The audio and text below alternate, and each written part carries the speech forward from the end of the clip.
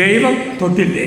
കുർബാനയ്ക്ക് പോയാലും കുമ്പസാരിച്ചാലും ധ്യാനം കൂടിയാലും നമുക്ക് ഈ പിണക്കവും ദ്വേഷവും ഉള്ളിൽ നിന്ന് പോവുകയാണ്. ചാക്കോച്ചേട്ടനും ഏലിയാമ്മച്ചേട്ടത്തി രണ്ടുപേരും നല്ലവരാ.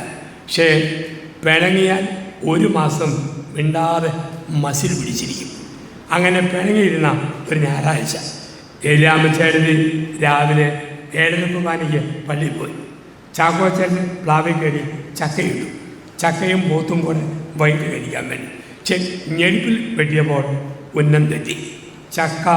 ചാക്കോ വരുന്ന കൊമ്പേ വന്ന് വീണു. ചക്കയും ചാക്കോയും കൊമ്പും കൂടി ഒടിഞ്ഞ് താഴെ വീണു. ഒരം തെന്നിപ്പോയി, ഉപ്പൂരി ചടങ്ങിപ്പോയി, തൊലി കീറിപ്പോയി. ആൾക്കാർ ചാക്കോച്ചേനെ താങ്ങിയെടുത്ത് ആശുപത്രി കൊണ്ടു.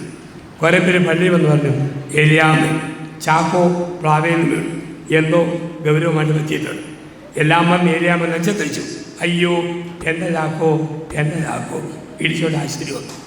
2 ഇഞ്ചക്ഷനും 1 ഗുളികയും അല്പം മരുന്നും കൊടുത്തപ്പോൾ ചാക്കോച്ചേട്ടൻ്റെ നൊമ്പരം പോയി. ചാക്കോച്ചേട്ടൻ കട്ടിൽ നിന്ന് ഊറിച്ചിരിച്ചു. അപ്പോൾ ഏലിയാമ്മ അയ്യോ ഈ ഇടി തുടർന്നു. ആൾക്കാർ പറഞ്ഞു, ഏലിയാമ്മ ചാക്കോയുടെ വേദന പോയല്ലോ, പിന്നെന്തിനാ ഏലിയാമ്മ കരയുന്നത്? ഏലിയാമ്മയുടെ മറുപടി, ചാക്കോയുടെ വേദന പോയെന്ന് പറഞ്ഞാലും പ്ലാവേന്ന് വീഴുന്നത് കാണാൻ പറ്റിയില്ലല്ലോ, അയ്യോ. അപ്പം ദൈവം തൊട്ടില്ലേ? ചെറുതും വലുതുമായ പിണക്കം മനസ്സിൽ കണ്ടു. ദൈവം തൊടുമ്പോൾ ഒരു പിണക്കവുമില്ല.